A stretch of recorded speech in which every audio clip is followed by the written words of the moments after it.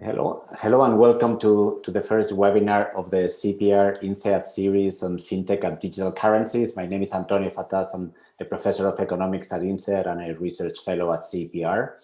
Now, this series is part of the activities of the Research and Policy Network of CEPR. It's a research and policy network on fintech and digital currencies. And if you go to the CEPR website, you can see all the other activities we've organized, including the future seminars for this series. Now, our first webinar today focuses on a topic that is going to be central to anything that has to do with technology in financial markets, because it's about digital money and digital payments. Obviously, payments are central to the financial system, but they've also received a lot of attention among academics, among policymakers, and also have attracted probably most of the funding that we've seen in this industry. Now, we're really lucky to have two outstanding speakers today. Christian Catalini is the co-creator of Libra and the current chief economist of the Libra Association. As probably everyone in the audience know, Libra has been making lots of headlines as one of the potentially more attractive privately issued forms of digital money. Some of those headlines have been very impressive. Some have been more controversial as well. I'm sure Christian will address some of those issues. And then Tara Rice from BIS, the Bank for International Settlements. She's the current head of the Secretariat of the Committee on Payments and Market Infrastructure. This is a committee which is an association of central banks, of the major central banks around the world, and is working on trying to improve the safety, the efficiency of the payment clearing and settlement systems. And in recent months, or even in recent weeks, they've issued very interesting reports on how we can think about improvements, in particular in cross-border payments. Now, the webinar will last for 45 minutes. The webinar is being recorded and live streamed on YouTube for people who couldn't make it to the Zoom. Now, what I plan to do is to give the floor to each of the speakers. Each of them will make about 10 minutes of opening remarks, and then we'll open the floor for a conversation that I will lead. But at any point in time, and in particular when they're done with the opening remarks, anyone can post questions on the Q&A function in Zoom. I believe you can also upvote or downvote some of those questions. Now, given the high number of participants, I'm afraid we will not be able to answer all the questions we see there, but I'll do my best to pick a few of those questions and pose them to any of the two speakers. Now, let me stop here with a short introduction, and I'll pass the floor to Tara Rice, who will do the first presentation. Tara? Many thanks, Antonio. I'm very happy to be here. Let me share my slides.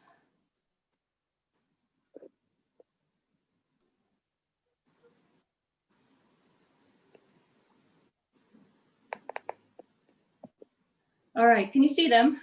Yes. Okay, super. Well, I'm delighted to be here. Thank you for the invitation and delighted to have this conversation with Christian.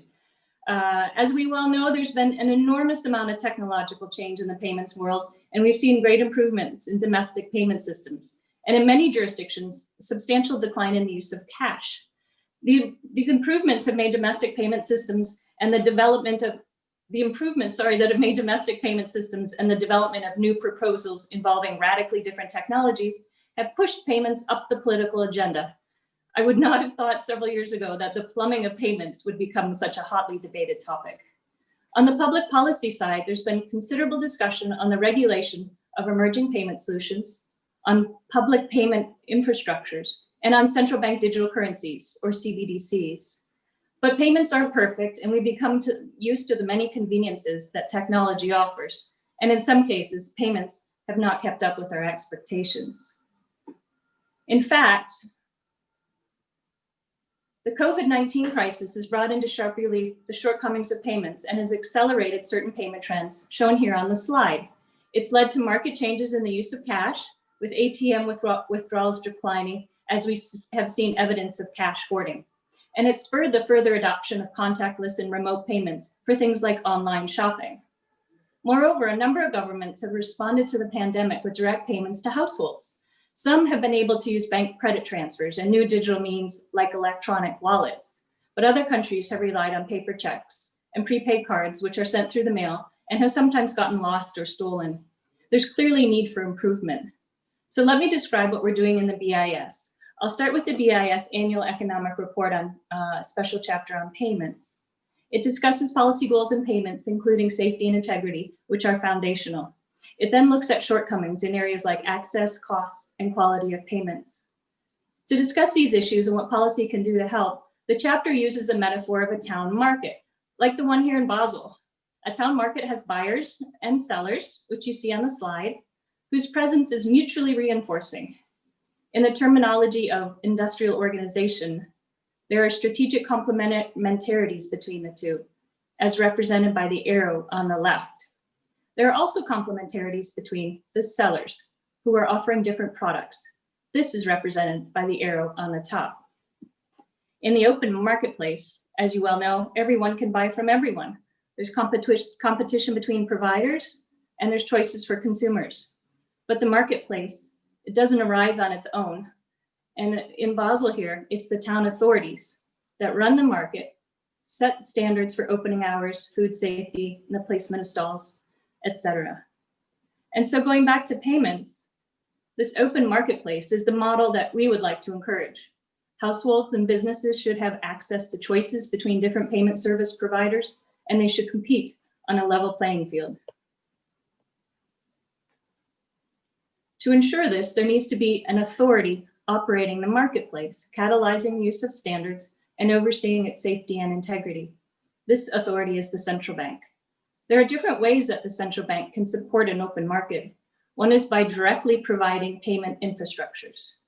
In the last years, for example, a growing number of central banks have launched or played key operational roles in so-called fast payment systems, which allow 24/7 payments between individuals. Central banks can also stand at the cutting edge themselves. In particular, a growing number of central banks are researching or piloting CBDCs. These come in both retail and wholesale variants, and we see that in the past few months, the stance towards CBDCs in central bank speeches has turned more positive. This you can see on the increase on the right-hand side of the chart. And we've split this between retail and wholesale CBDCs. The motivations for CBDCs differ across countries. According to a survey from the CPMI last year, the goal in many cases is to promote safety and robustness, or domestic payments efficiency. And on the right-hand side, you'll see that especially in emerging market and developing economies, financial inclusion is a key driver. CBDCs could have very far-reaching implications, for instance, for financial stability, monetary policy transmission, data privacy, information security. And in our view, if we look at the long history of payment innovations, CBDCs could be a fairly important next step.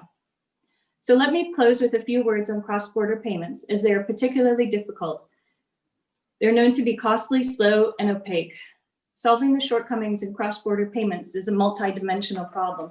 It's not just about technology. It requires us to resolve issues around data and regulation, and importantly, to build a shared action, a shared vision about what actions are needed and how we want to take them. And so for this reason, the G20 made enhancing cross-border payments a priority in this year. We're now in the final stretch to deliver a third report of a three-stage process. The first one, which identified the challenges and frictions, was published in April. The CPMI-led publication, which came out in July, developed 19 building blocks in 5 separate focus areas. The last report is being drafted under the lead of the FSB in cooperation with the CPMI and other standard-setting bodies. The CPMI-led stage 2 work developed these 19 building blocks, which you see here, or necessary elements to solve the frictions and failings in cross-border payments. We've divided them into 5 focus areas: public and private sector commitment, regulatory, supervisory, and oversight frameworks, existing payments, infrastructures and arrangements, data and market practices, and then finally, the more forward-looking new payment infrastructures and arrangements. There are many interdependencies here. We can get some improvements by tackling some of these individual building blocks, but we're only going to get the step change we need if we tackle the problems in a comprehensive way. With the G20 endorsement of the roadmap, we'll start to implement an ambitious multi-year program. The CPMI will be intensely involved across a number of work streams. We'll take the lead in those areas that are at the center of central bank's mandate in payments, clearing, and settlement. On stablecoins, I've just highlighted a couple points here from the report. The design of global stablecoin arrangements requires sound legal underpinning in all relevant jurisdictions, adequate governance, comprehensive risk management, encompassing all relevant functions as appropriate. The possible next steps in the roadmap will be implementing internationally coordinated regulatory, supervisory, and oversight approaches to global stablecoin arrangements and clarification of legal treatment in all cross-jurisdictional contexts in all relevant countries. The roadmap is by no means an attempt to impose a model or a plan. We want to see innovation in the private sector while safety and efficiency of payments is being maintained. So let me close by saying it's important to keep up the momentum here to enhance cross-border payments. The outcome would make a real difference to individuals and households around the world, especially to many of the poorest and most vulnerable who are disproportionately bear the cost of frictions and the shortcomings in the current system. I'll stop there. Thank you so much. I'll turn it back to you, Antonio. Thank you, Tara. Thank you for a great presentation. So let me pass the floor now to Christian before we do a conversation between the three of us. Christian? Thank you, Antonio, and thank you, Tara, for the very thoughtful presentation. I think, as you'll see, there's a lot of overlap with how we're thinking about the problem from the Libra side. So since I went on leave from MIT to start building kind of the economic design of Libra, it's been really a journey in developing a new model for trust in digital platforms. So importing some of the learnings that research in this topic I brought out in terms of like really using the technology to allow for new types of market design. We worked on a paper that was recently published on kind of the economics of the technology and what it enables. And in that paper, we surfaced two fundamental costs that are altered by the use of blockchain technology. The first one is what we call the cost of verification. So the ability to cheaply verify state and information that is recorded and digital. The second one, which is very relevant for a project like Libra, is really the ability to bootstrap and operate a marketplace along the lines of the one that Tara was describing without assigning control to a centralized intermediary. And so in that distributed governance, in that open technology protocol, really lies the strength from a competition perspective of an initiative like Libra. There's at least three key objectives in the economic design of Libra. The first one, which is often covered extensively, is really trust in the efficient medium of exchange and in the payment network. The second one, which is really important from an economic perspective, is ensuring that the resulting market for payments and in the future financial services is competitive. This goes back to the point about having a level playing field among all the participants and the ability to interoperate and compete on the same network. The last one, which is kind of the most difficult to build, is trust in the governance and the long-term evolution of the network. I will briefly cover each one of these before we jump to the Q&A. So the first one, trust in an efficient payments network. The network will offer two types of Libra coins. One, the single currency stable coin, so you can think about a Libra dollar, Libra pound, and so on. And a multi-currency coin, which is really a digital composite of some of the single currency stable coins available on the network. This is meant to be a low volatility neutral currency that can be used for cross-border payments until in a local jurisdiction, you do have the right single currency stablecoin so that you can also use these coins for domestic use cases. The basic intuition is that where you have a single currency stablecoin, you can not only enable cross-border payments at a very low cost with low friction and with less intermediaries in the chain that you're currently experiencing today, but also domestic use cases. And so introducing additional competition for merchant services, merchant payments, and really allowing consumers to do both peer-to-peer and payments to merchants in a more effective way. The idea is very much like in the original design for each one of the single currency stablecoins to be fully backed, one for one, and to work closely with the public sector to really discover what is the best way for the Libra network to interface with public sector efforts. We believe in a future where CBDCs are a reality and Libra will stop operating a reserve for each one of the single currency stablecoins and will be able, hopefully, to integrate directly with the public sector stack. The idea is to give maximum flexibility and control to central banks in how the Libra payment system is used in their own jurisdiction. So you can imagine a number of new use cases, starting from low cost, efficient cross-border remittances, and then expanding into more traditional domestic use cases. Now, the G7 stablecoin report and the work that the FSB has continued on this topic has surfaced a number of challenges that a stablecoin would face once it reaches scale. And so in the revised white paper, we work closely with established rules in the financial sector, think about the Basel III framework, to really think how can we build a stablecoin that really meets and exceeds the standards of what is currently expected from payment systems. This is why there's a number of changes that have been introduced to ensure that the reserve can respond and mitigate extreme market conditions. So think about situations like the one we just experienced with COVID or 2008. The idea is really to ensure value preservation and a reliable medium of exchange that can work both locally and cross-border. A key part of that is, of course, transparency and auditability. The reserve, of course, will be audited and reported on a daily basis on what its holding are at any point in time. Of course, the design also focuses on assets that are considered as HQLA or high quality liquid assets. So think about cash or very short-term government securities of the same government of the single currency stablecoin. The idea here is to really mitigate the threat of any losses arising from credit risk, market risk. So think about interest rate shocks, liquidity risk, and of course, operational risk related to the operations of the network. So here we're really kind of blending some of the best features of the financial sector and the way frameworks like the Basel III framework are applied to banks to the concept of stablecoins. So when it comes to regulatory capital requirements, you should think about these increasing both as the reserve grows in size or if it were to grow riskier based on the assets that it's holding.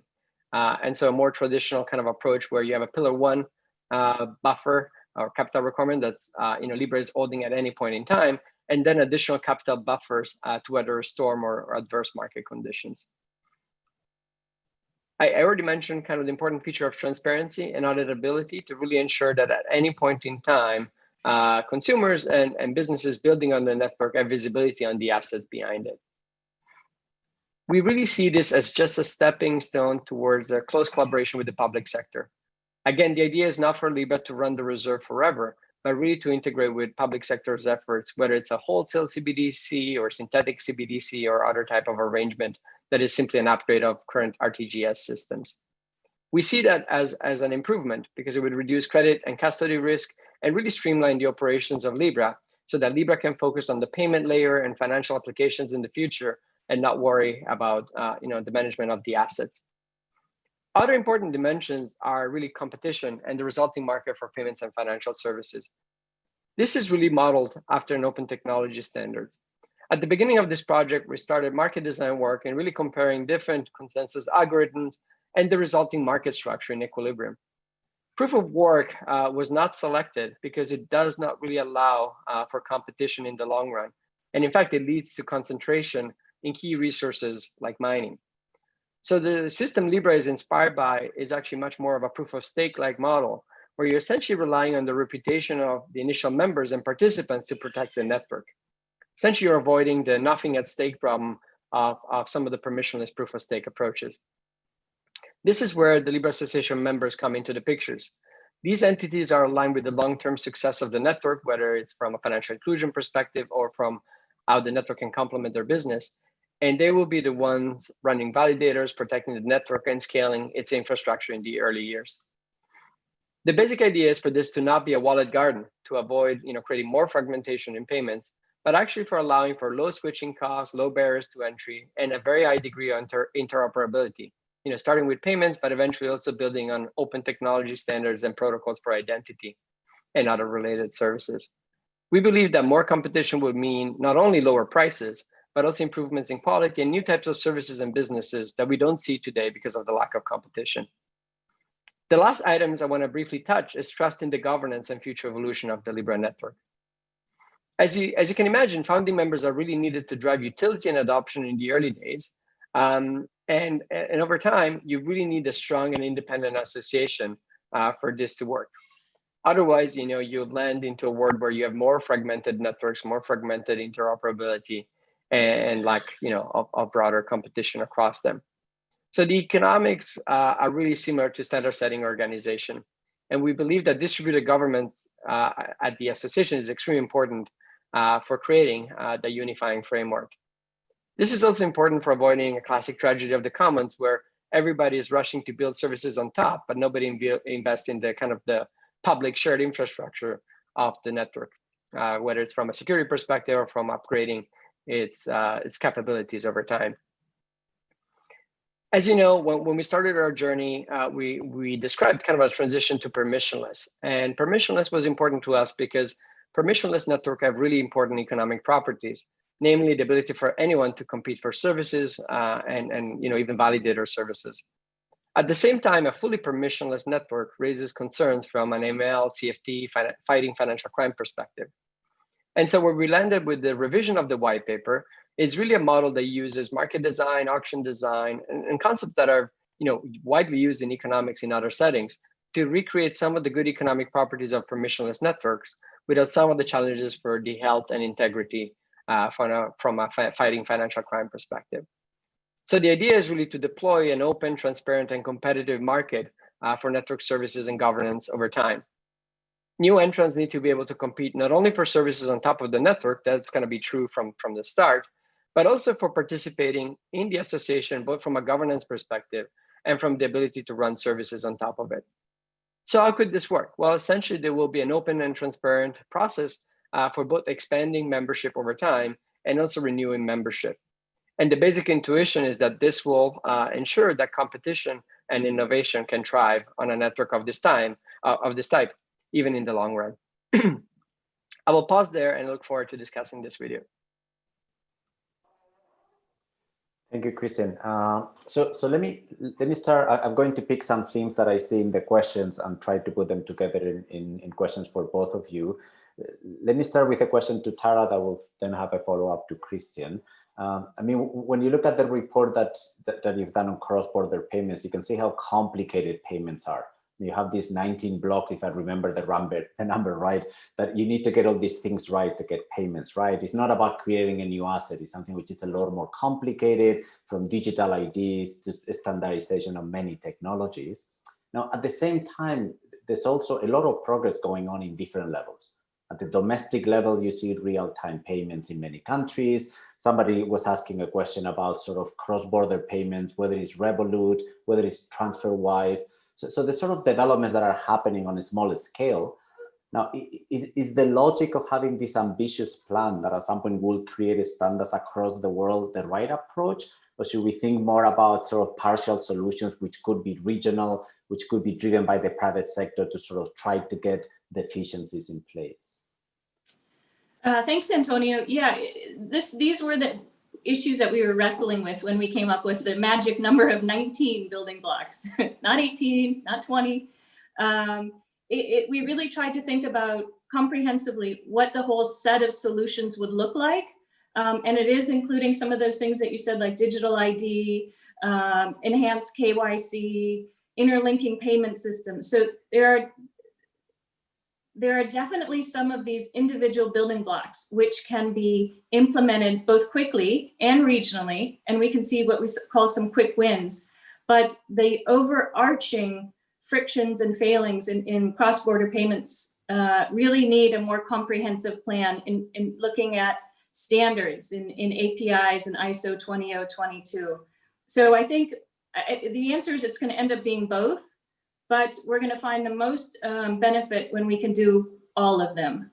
But we are going to be also looking at one of the very first steps that we will undertake when we start to do the work is to, and we've done some of this already, is to do some cost benefit analysis, some stock takes, some looking at some real life, developments, experiences, and see how we can then extend those either regionally or globally. Okay. Yeah, and just to add briefly to that, I think, Antonio, what's interesting is that there's been tremendous progress in some of these domestic markets, whether it's in Europe or in India. You really see payments being deployed at the scale that we can actually execute them on, given today's technology. Other areas are lagging behind. And what's interesting, and this is kind of the challenge for Libra too, which is there's no such thing as an harmonized framework. I think the closest that's been proposed is kind of the process that the FSB has undertaken with the stablecoin group. There's conflicting rules across the globe that make it very difficult, for example, to deploy a digital currency that can work across them. And so one of the things we're trying to solve is how can we really enable that interface between these different local environments so that you can actually send a remittance, not for the average cost of 7%, which is kind of the current World Bank estimate, but as close to free as possible. And often you hear, okay, that is because of AML compliance and other costs related to identity. That's only part of the story. When you look at the data for cross-border and remittances, higher markups and the prices in general that consumers face are mostly related to market structure. So in cases where consumers don't have a lot of options, they're paying a lot for remittances. And this is completely independent from the quality of local institutions. So that's kind of part of the core problem that Libra is trying to solve. Let me bring a player which is relevant when it comes to standards, and both of you mentioned this player here, which is the central bank and the conversation on central bank digital currencies as an alternative to the current systems. Again, I found it very interesting, Christian, that in the second version of the white paper of Libra, sort of CBDC sounds like an ally of Libra, because you would consider at some point using that as sort of the asset backing the single currency versions of Libra. Now, does that mean that if that were to happen, that Libra would become like a payment service provider? So the asset is being held by the central bank and you're just facilitating access to the account? Is that the correct interpretation? Absolutely. And part of this was also a bit of a misunderstanding of the first version of the white paper. So the reason why you had the basket was to support cross-border payments. It was never to compete with fiat currencies. In fact, when you think about even in the original version, the basket was fully backed by treasuries and kind of assets very related to those. In the new revision, we wanted to make it even more clear that we believe in a future where CBDCs are available. And to be honest with you, if CBDCs were available in some of these jurisdictions today, we would interface with them rather than building this first step in digitizing, what you can think of as fiat-like assets and issuing digital assets that can move with lower friction, higher speed, and lower cost. Even in the current setup of the reserve, the fact that it's 3 months or less, for example, U.S. Treasuries for something like a Libra dollar, it's the closest we can get, given current constraints, to custody with the central bank. We want a reserve that is high quality as possible, and if a CBDC is available, that delivers you, the best reserve and the best interface you could ever have. So definitely, Libra is focused on payments and kind of providing things that in the stack, if you think about the technology stack, if the low-level settlement layer is definitely the domain of a central bank, of course, monetary policy and stability of currencies, domain of central bank and public sector, there's a number of really clear externalities on that. Everything on top, which required customization for different industry verticals, functionality, like to support merchant payments and other things, micropayments, all sort of digital experiences, that's probably better delivered by the private sector. And Libra is really focused on that layer, one level up. Let me push the argument of CBDC with Tara as well, because there's obviously a lot of interest among central banks, as you said in your presentation, about CBDC, and they seem to be turning more positive. China seems to be at least exploring a pilot as we speak, so they might be close to launching something like CBDC. Now, there's a couple of questions on the Q&A about CBDC, whether central banks are innovative enough, whether they can incorporate the type of things that maybe Libra could, the private sector could or not. But there's also this big question as well, whether the type of CBDC options that we're considering, whether it's a direct CBDC for everyone, whether it's through intermediaries, so which one is most likely to survive after sort of explore several episodes? If we end up with intermediaries, aren't we sort of replicating a little bit what we already have? Because we already have central bank providing some form of digital money to banks, and then banks sort of passing it to individuals. Isn't at the end of the day the direct view or the direct central bank digital currency the true option that satisfied all the requirements that you put up on your slide? Thanks, Antonio. So, as I said, a lot of jurisdictions are looking into CBDCs and increasingly more, but they all have very different views on it. There's quite a lot of work going on actually here also at the BIS Innovation Hub is hosting a CBDC Coalition of the Willing, or working group. And we've got a number of central banks around the table talking about their experiences, their pilots, their ideas with CBDCs. It's a collaborative culture, we're finding, not a competitive one. Central banks want to learn from others, and there's going to be many different types of CBDCs that could be developed. What I think would be, in my own personal opinion, what I think could come first is a wholesale CBDC. So one that basically banks can use to settle with each other. And that CBDC could be either a domestic one, or it's possible that such a wholesale CBDC could also be used among central banks. So I see that's where development is coming first. And then general purpose CBDCs, as I noted earlier, there are lots of motivations for them, including financial inclusion in developing EMDAs, in emerging markets and developing economies. The views differ vastly on the role of the central bank in this. So some central banks have been clear. Now, also central banks' views are changing quite a bit. They're evolving as we're learning more. But there's a number of central banks that don't want to be directly linked to that retail customer. So they still want to have the intermediary like a bank. And Raphael Auer has published a paper in March that shows the different types of designs that could come out, from a purely direct link to the central bank to a more indirect link, and then a hybrid in the middle where you've got an intermediary, but the central bank is doing more functions than it normally would. So that's a long-winded answer of saying anything's possible. And I think we'll see many, many different types of design. Let me just close on one point, and that is that in the building blocks, the very last one, 19, is about an international considerations about CBDC design. And that element is focused on thinking about interoperability if and when jurisdictions decide to issue CBDC. And that's a whole nother issue, and that's also quite complicated. It gets us at those issues that Christian had noted earlier on different standards, regulations, rules, and cultural views. Thank you. Okay, thanks. Let me bring some of these issues, but more from the private sector point of view. There's a few questions about sort of competition, because Christian has emphasized the notion of competition in his presentation. So like the role of other players.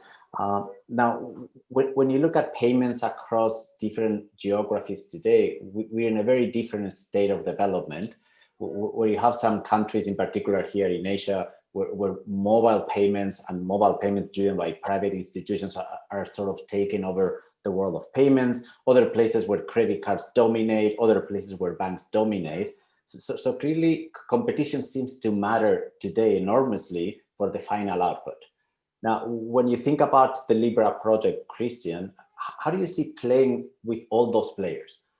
Will, for example, Apple or Samsung or Google would be willing to open their Apple Pay, Google Pay, Samsung Pay platform to Libra? Will banks be happy sort of like opening pipes to the Libra ecosystem? I mean, how do you sort of insert yourself in such a complicated, competitive market?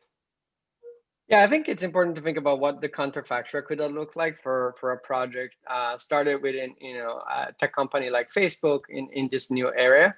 And I think the counterfactual is already known, which is what happened in Asia. And now you're seeing essentially a lot of the CBDC's efforts in those regions are targeted at claiming back what is a critical piece of public utility.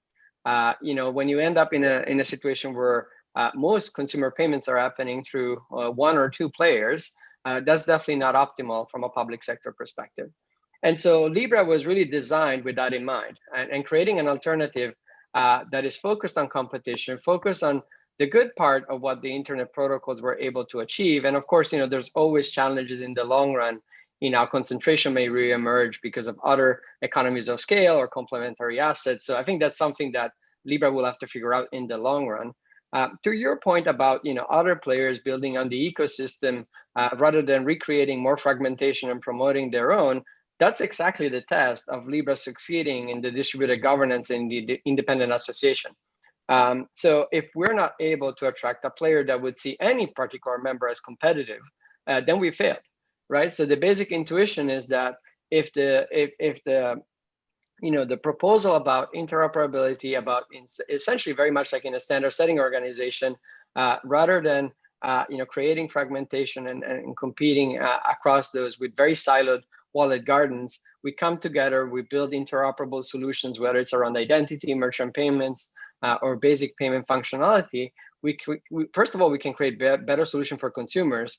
Even in the US, it's kind of ironic that you have solutions that are owned by the same company. You can send money between them. So we're at the level where everybody's trying to keep consumers within their own perimeter. And what Libra is trying to do is kind of look at the future and work backwards. How do we create something that will create a wealth of new innovators and new entrants to provide all sort of new services? To achieve that, I think you need this kind of leveling playing field. You need everyone to be able to interoperate, whether they're a small startup or a large financial or tech incumbent. And to your point about banks, this is a system where banks can deliver payments and other services in the future with a better backend, better technology, and new functionality. So it's definitely not competitive to banks. It's a system meant for payments. It's not meant for attracting deposits. That's not what the network is designed for, and of course, is not regulated or structured that way at the moment. So I think these are important things to keep in mind. Okay, thank you. Now, because you bring in banks, and I brought banks myself, let me ask a question to Tara about banks. I mean, to what extent in the discussions about designing these payment systems, whether it's local or cross-border, there's sort of a question of making sure that banks can survive? I mean, to what extent we worry not just about making the most efficient payment systems, but also payment systems which are compatible with the current financial structure, because possibly some of the financial stability is associated to the incumbents. And this leads to the issue of regulation, of course. How do regulators navigate the difficult balance between allowing for innovation at the same time that they maintain financial stability? I mean, what are our thoughts on this at this point? So this goes back a little bit to the Geneva report that we wrote last year, where we asked whether, have we seen the death of banks? And what we concluded in the report was no, we don't. Banks are able to innovate just as well. They've been slow to, in a sense. A lot of banks have legacy systems. It's expensive to update them. Technology companies like Libra and Facebook are much more nimble at developing technology, but banks are coming around. They recognize they need to keep up with the technology and offer their customers what they want, which is convenient, fast, safe, efficient solutions to make payments. So I see this. I see banks as a critical piece of the payments ecosystem. The other important point to note is that what we want to see is payments going through regulated spaces. Christian talked briefly about financial crimes and AML, CFT compliance. These are really critical pieces. They are significant pieces of compliance for banks and other payment providers, but they're critical to make sure that payments are safe and efficient, and we minimize financial crime. So we actually have said, like, it's important that we have transparent payments. Banks can do a good job with AML, CFT compliance, and we like payments going through those regulated spaces. Thank you. Now, let me ask to Christian about regulation as well, because I know that the Libra Association has been having long conversations with regulators on sort of how to fit the project to the current requirements. Now, I think so far regulators are very conservative, and sort of their answer is always the same rules, the same rules. So they're sort of sending you back to the traditional frameworks of regulation. Now, I'm sure some of this frustrates those in the private sector, like the Libra Association. I mean, I can see you sort of trying to go through the standard process of applying for, if I believe, a payment service among FINMA. But when I look at sort of your proposal and the structure of the Libra reserve, it seems that FINMA will look at you and will say, well, you look like a bank to me, because sort of you have all these assets which are sort of moving in value. And that might not be quite what you're expecting as an answer. I mean, is there progress on that conversation? Do you feel that? Yeah, happy to expand on that. But first, I'd like to slightly disagree with Tara on one point. we're not doing a great job at compliance today. The number of financial crime transactions that are caught are in the low single digits. And so the fact that current institutions are doing a good job at this is factually not correct. We can do better. Once you have a digital asset, there's a lot more information that is generated, and entities operating on this can do a better job at KYC and all the critical steps. We need better identity standards in some of these countries.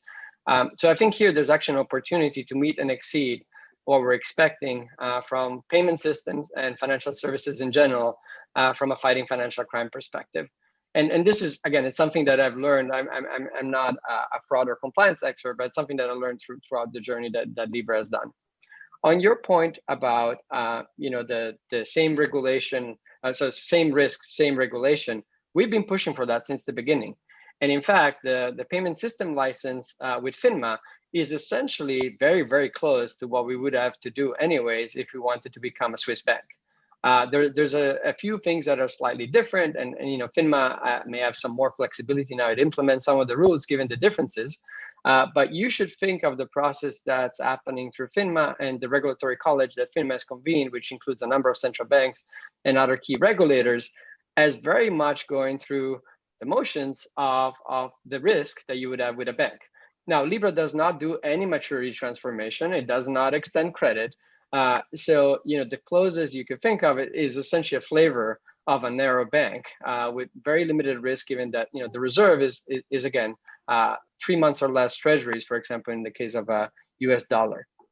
So the fact that we had to go through Basel III really reinforces that point. When you think about, first of all, the credit risk in Libra is minimal, given that the counterparty is essentially sovereign. Market risk and so interest rate shocks are probably the key dimension that you might be worried about. Libra kind of not being able to keep that one-to-one link. And of course, liquidity risk, if you do ever run loss of confidence, you will need to liquidate what are HQLAs really rapidly. And again, once you go through those motions, including operational risk, where blockchain technology may introduce some new types of risk, which we've quantified and tried to address, but also solves a number of risks you have in the current system. Once you put all of that together, you realize that even if you treat this, again, we don't believe it's a bank, its goal is not to take deposits. Even if you treat it as a bank, it's a bank that has a number of dimensions of risk mitigated relative to current players.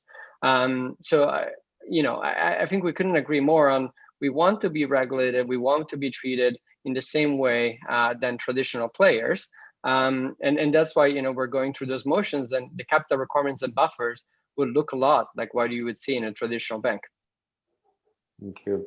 Now we're coming to the end of our time. I'm just going to ask one more question to both of you. It's going to be a very practical question. I think we all think about payments in many contexts, as academics, as policymakers, but we also think of payments as users, and sometimes we get frustrated with the way payments work or don't work. Now, if I gave you a 3-year horizon, so 3 years from now, what do you think payments are going to look like 3 years from now? What do you think our experience would be as individuals, whether to make a local payment or a cross-border payments? How much progress? Who will be making those payments? Would it be a private institution? Would it be a central bank? Again, what it would look like? Again, short answer, given that we're getting close to our time. You want to start, Tara? I was going to ask Christian to start, because I think I know. Christian goes first. Well, so my hope is that 3 years from now, you'll be able to send a cross-border payment at almost no cost. Of course, depending on the region, there may be additional cash in and cash out fees. That we will have experimentation across a number of stablecoin projects and other payments, payment networks of this type. I hope they'll be competing fiercely with each other, and there'll be hefty competition on top of these networks. And eventually, you can look back and say, well, consumers now have all these new types of services, or merchants, which, as you know, are paying very high fees, and we were able to make a dent on those.